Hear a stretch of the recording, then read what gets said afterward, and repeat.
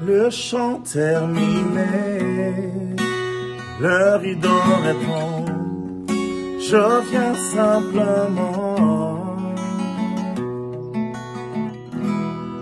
porter mon offrande, car je leur désire de réjouir ton cœur. Bonjour chers amis, je suis très heureux de vous retrouver pour poursuivre cette étude qu'on a commencé ensemble, cette série d'exhortations qu'on a commencé ensemble, en route vers ta destinée.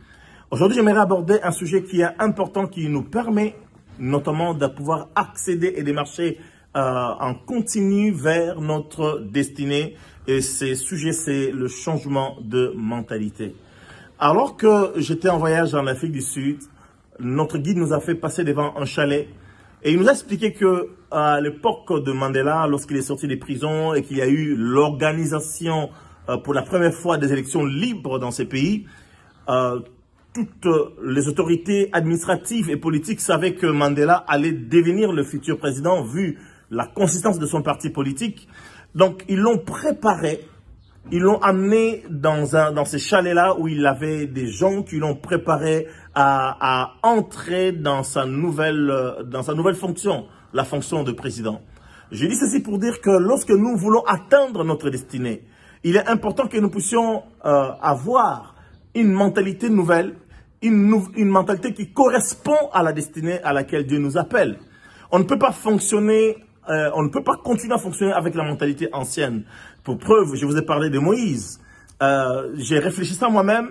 Dieu, dans sa grâce, a voulu que ça soit un Hébreu, mais un Hébreu qui a été éduqué. Parce que vous savez que, vous vous rappelez, n'est-ce pas, la Bible dit que Moïse a été adopté par la fille de Pharaon. Donc, de ce fait, la Bible dit d'ailleurs, dans le livre des Actes des Apôtres, Moïse fut instruit dans toute la sagesse égyptienne. Donc, c'est un homme qui a été élevé, c'est un enfant qui a été élevé non pas comme un esclave, il a été élevé comme étant un enfant libre. Et il a eu l'éducation des Égyptiens et donc il n'avait pas la mentalité d'esclave. Croyez-moi, à l'époque, l'Égypte qui était la plus grande puissance du monde, allait dire au pharaon, délivre mon peuple. Si tu as la mentalité d'esclave, tu auras du mal à pouvoir aller le dire et avoir, comment dire ça, tenir tête à celui qui était non seulement pharaon, mais qui s'était également autoproclamé Dieu. Donc c'était très compliqué. Alors voilà pourquoi Dieu a permis,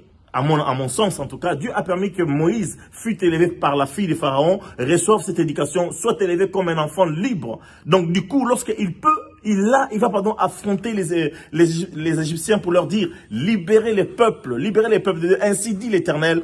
C'était un homme qui traitait d'égal à égal avec les autres. Il n'y avait pas, ces complexes d'infériorité, il n'y avait pas ces complexes éducatifs non plus, mais il savait que c'est des hommes comme moi, je peux leur dire ce que Dieu m'a demandé de dire, de faire pour libérer le peuple d'Israël. N'oubliez pas, pendant que nous marchons vers notre destinée, apprenons à changer notre mentalité. Sortons de la mentalité d'esclave. Que Dieu vous bénisse. À très bientôt. Pour tout centrer sur toi, Jésus. Centre sur toi.